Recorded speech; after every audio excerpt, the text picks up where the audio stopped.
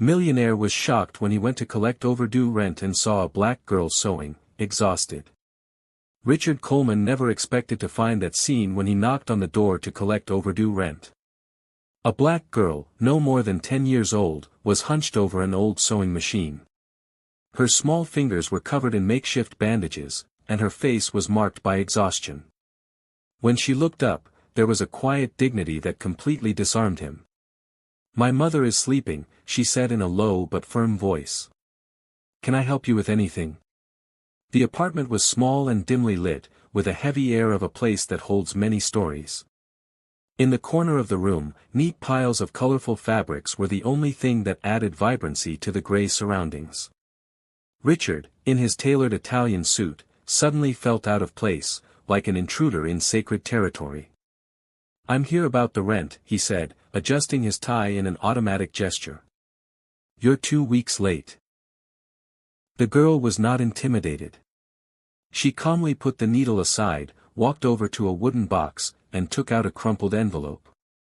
"It's only half," she explained. "The rest will come when I finish these dresses."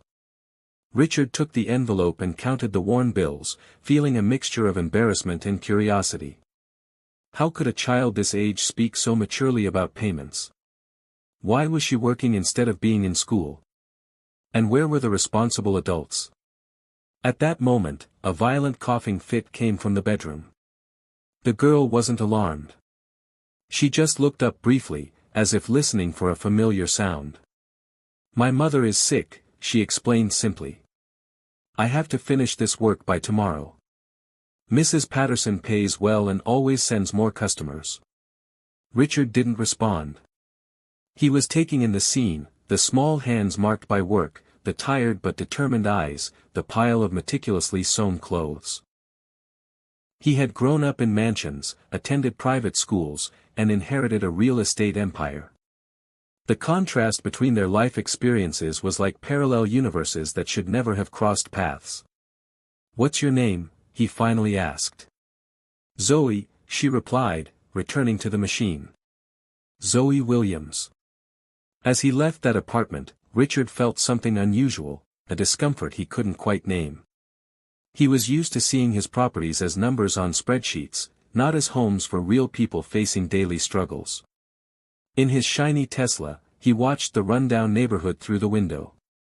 This building was just one of many in his portfolio, purchased as an investment in an up-and-coming area, a term his partners used to describe communities of black and immigrant people who would soon be pushed out by gentrification. 2 days later, an unexpected call interrupted his meeting with investors. "Mr. Coleman, this is Mercy Hospital. We're calling about a patient, Elaine Williams. You were listed as her emergency contact by her daughter." He didn't remember giving her his number, but something about the surname made him leave the conference room immediately.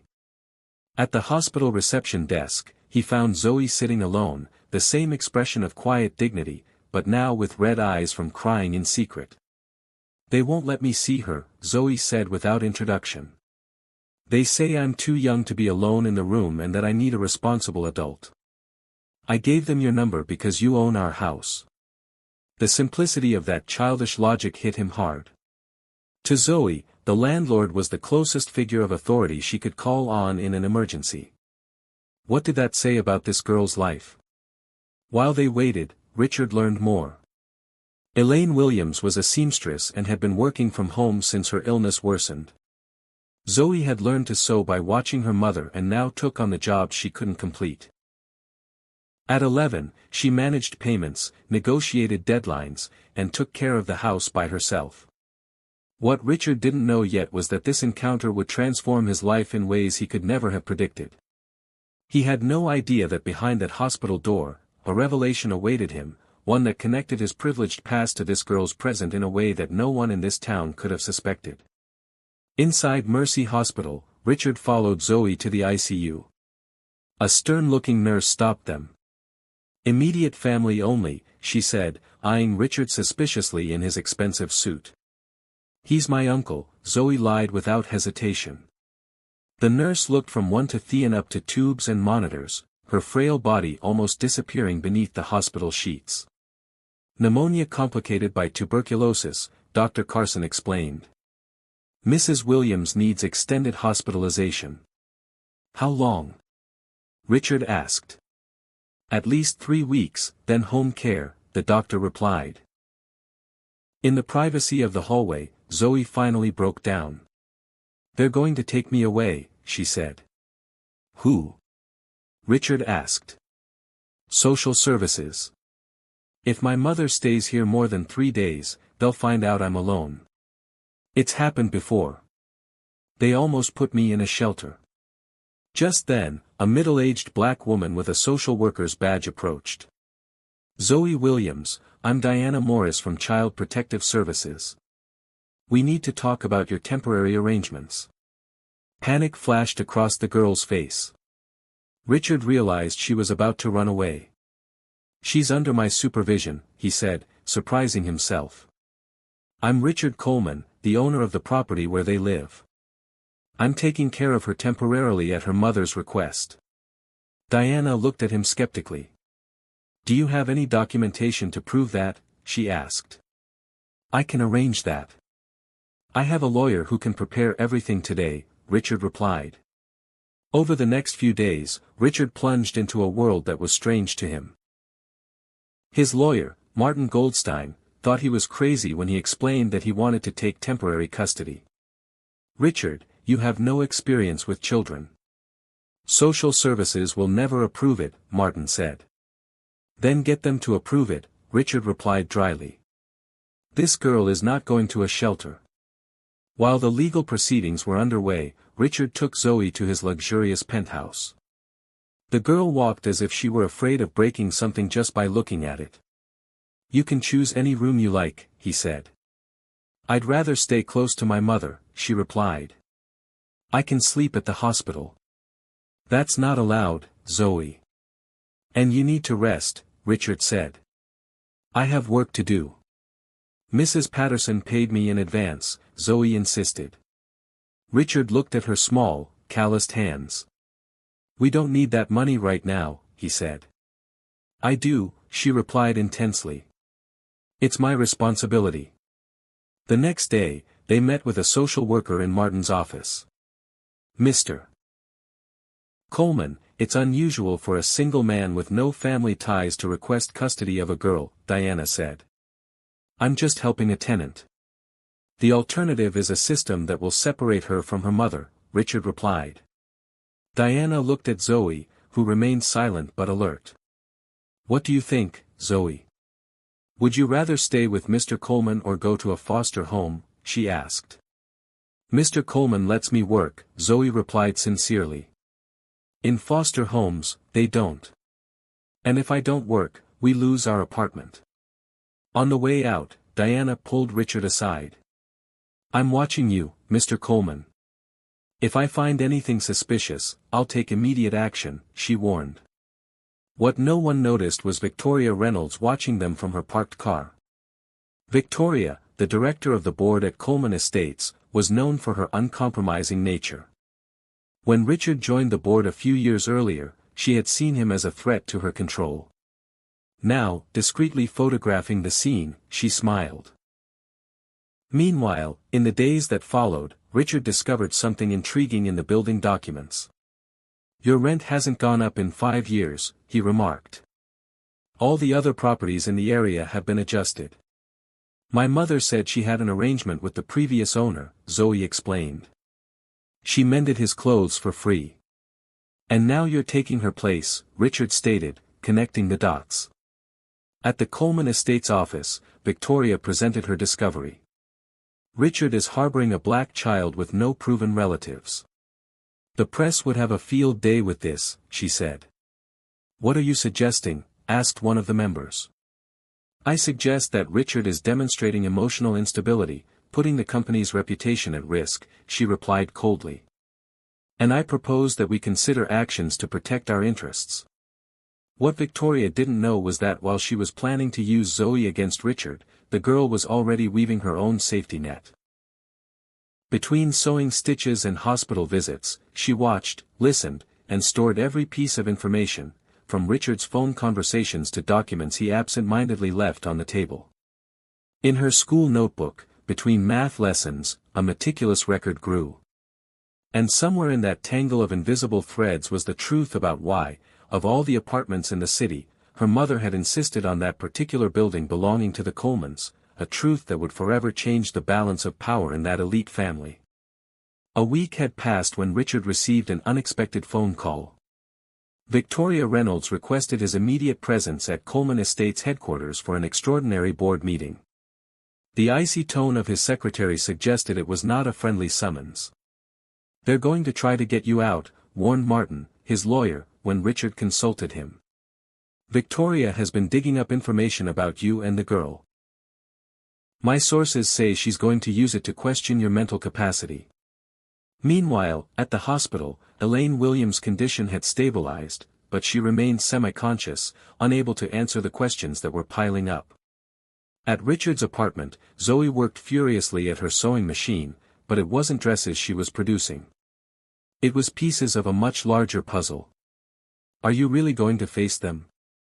Zoe asked, looking up from her work as Richard prepared for the meeting. "I have to go. It's my company, too," he replied. "Then take this," she said, handing him her school notebook. Page 27. Richard opened the notebook and froze. There, meticulously organized, were old newspaper clippings, copies of documents, and precise notes with dates and names. In the center of the page, a yellowed clipping showed a photo of his own father, William Coleman, standing next to a group of workers. Among them was a young Elaine Williams. "Where did you get this?" Richard asked. "My mother kept it in a box. She worked in the first Coleman Estates building, sewing uniforms for the employees. Your father promised everyone a share of the profits, but then—" Zoe left the sentence unfinished, her intense gaze saying the rest. Richard vaguely remembered an old controversy, something his father had buried under layers of confidentiality agreements. Dozens of employees from the company's early days, mostly black, had been laid off without the compensation promised when the company took off. "There's more," Zoe continued, turning the page. Victoria was the legal director at the time. She was the one who drew up the bogus contracts so no one could complain. When Richard entered the glass-walled boardroom on the 40th floor, the 9 board members were already seated. Victoria, impeccable in her gray pantsuit, smiled with the confidence of someone who holds all the cards. "Gentlemen," she began, "I have called this meeting because a serious problem compromises the image of Coleman Estates." She projected onto the screen the photos of Richard with Zoe leaving social services. "Richard Coleman illegally harbored a black minor with no family connection, putting our company at risk of scandal," she said. Murmurs rippled around the table. Victoria continued, her voice dripping with false concern. "I propose a temporary leave of absence while we evaluate his leadership abilities." Richard remained silent as the board members exchanged uncomfortable glances. When Victoria finished, he simply opened his laptop and connected it to the projector. "Before you vote, I would like to present some documents that have just come to my attention," he said. The original contract signed by his father appeared on the screen, promising stock options to the company's first 50 employees, with Elaine Williams' signature clearly visible. Next was the altered document that had replaced the original, with Victoria's signature authorizing the change. These documents show how Victoria Reynolds personally orchestrated the fraud that robbed dozens of black families of their rightful shares in our company, Richard said, turning to Victoria, whose face had turned pale. "Shares that, with compound interest, would be worth approximately $25 million today." Victoria stood up abruptly. "This is ridiculous. Documents forged by a child," she exclaimed. "These are the originals from my father's files," Richard interrupted. "Which I discovered thanks to Zoe Williams, the daughter of one of the people you helped defraud." Shock rippled through the room. One of the senior advisors, Mr. Peterson, took off his glasses and rubbed his eyes. "Mr. Peterson," Richard asked, "you remember that time, don't you? You worked with my father when it all happened." The man nodded slowly. "I remember the rumors, but William assured us that everyone had been properly compensated," he said. "A lie perpetuated by Victoria," Richard replied. He then projected emails saved by his father, conversations between Victoria and William Coleman, discussing how to cover up the fraud they had committed against black employees. Victoria reached for her cell phone, but Martin, who had quietly entered the room, intervened. "Don't worry, Mrs. Reynolds. We've already sent copies of these documents to the Department of Justice, the Securities and Exchange Commission, and major news outlets. I suggest you save your calls for your criminal lawyer," he said. For the first time, Victoria Reynolds, the woman who had built her career on the backs of people like Elaine Williams, looked vulnerable. Her empire of lies was crumbling as her advisors demanded her immediate resignation. The next day, the newspapers ran headlines: "Scandal at Coleman Estates, Decades of Racial Discrimination Exposed." The company's stock plummeted 30% in the first hours of trading. While Victoria faced federal investigations, Richard returned to the hospital, where Elaine Williams had awakened. At her bedside, Zoe smiled for the first time since he had met her. "My mother always said that the truth finds its way," the girl said, holding Elaine's frail hand. "Even if it takes a generation." What no one could have imagined was that this was only the beginning of an even greater transformation. As Elaine lay in her hospital bed, looking at Richard and her daughter side by side, an even deeper secret hung between them, one that would redefine not only the company but the very identity of everyone involved. 3 months after the scandal, the Coleman name came to represent something completely different in Boston. The Coleman Estates headquarters had been transformed, with a new sign at the entrance, "Coleman and Williams Holdings," a change that symbolized more than just a business partnership. Richard had done the unthinkable. After confirming through DNA testing what his heart already knew, he announced it officially at a press conference: Zoe Williams was his biological daughter. "My family's history has been built on the systematic theft of black people's labor and dignity," he declared, with Zoe and a still recovering Elaine at his side. "I can't change the past, but I can rewrite the future." The Coleman Reparation Fund, established with 40% of the company's shares, began the process of compensating former employees and their families. For the 23 who had already passed away, including some with no known heirs, the money was directed to scholarships for young black people in disadvantaged communities. In the new boardroom, where once only white men decided the fate of properties in predominantly black neighborhoods, representatives from the communities themselves now sat with real decision-making power over investments and development. Victoria Reynolds, on the other hand, faced multiple federal charges. Her empire of lies, built over decades, collapsed in a matter of weeks. The evidence was irrefutable. Between testimony from former employees and internal documents, the Justice Department built a devastating case. "It was the girl," Victoria muttered in private conversations with her lawyers. How did a child discover what corporate lawyers hid for decades? The answer was simpler than she imagined. Elaine Williams had been much more than a seamstress.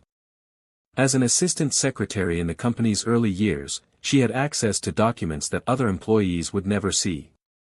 Sensing the fraud that was being orchestrated, she began to keep copies. For years, she kept this evidence hidden, waiting for the right moment. "I knew that one day Richard would come back into our lives," Elaine explained to Zoe as she recovered at home. "Not for me, but for you. So, I kept everything that could prove who he really was, the good and the bad." In the former sewing room, now converted into a study for Zoe, father and daughter had long and sometimes uncomfortable conversations about privilege, race, and a system that allowed a black child to work in conditions no white child would ever be allowed to endure. "The real shame isn't that you showed up to collect the rent," Zoe said one afternoon as she showed Richard her new school project. "It's that you never noticed before." The Points That Connect project transformed the old building where they lived into an arts and crafts school with an emphasis on sewing, design, and entrepreneurship for young people from marginalized communities. The first class, made up of 30 girls, was mentored by Zoe, who, at 12, was already teaching techniques that many professionals didn't know. 6 months after the collapse of the old Coleman Estates, Victoria Reynolds was sentenced to 9 years in prison for fraud, forgery, and obstruction of justice. On the same day, the new company's urban redevelopment project was approved by the City Council, a plan that would renovate neighborhoods without displacing original residents, with contractual guarantees of accessibility for low-income families.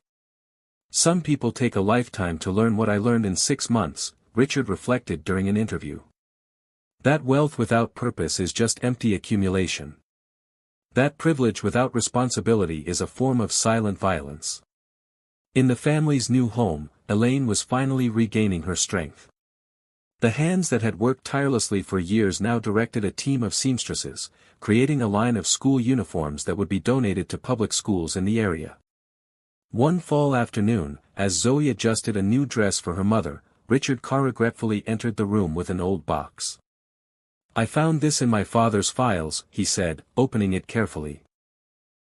Inside were dozens of drawings of uniforms and corporate clothing, all signed by Elaine Williams, dated 20 years ago, drawings that the company had used without ever crediting or compensating her properly. "He knew all along that you were the real creator," Richard said, his voice breaking. "And yet, he allowed Victoria to carry out that plan." Elaine picked up one of the sketches, running her fingers over the yellowed paper. "I never drew for money or recognition," she said. "I drew because it was what I loved to do." "That's why your designs were so good," Zoe replied proudly. "That's why mine are, too." That night, as the city slept, 3 generations, united by blood, separated by privilege, and finally reconnected by justice, planned a future where merit and opportunity would not be determined by the color of one's skin or the zip code of one's birth.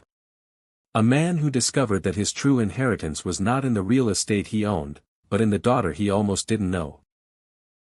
A woman whose talent was stolen, but whose dignity remained intact. And a girl who, with a needle and thread, sewed not just dresses, but a bridge between worlds that seemed irreconcilable. While thousands of children like Zoe continue to face invisible barriers every day, stories like this remind us that real change begins when those in power choose to see beyond their own privilege.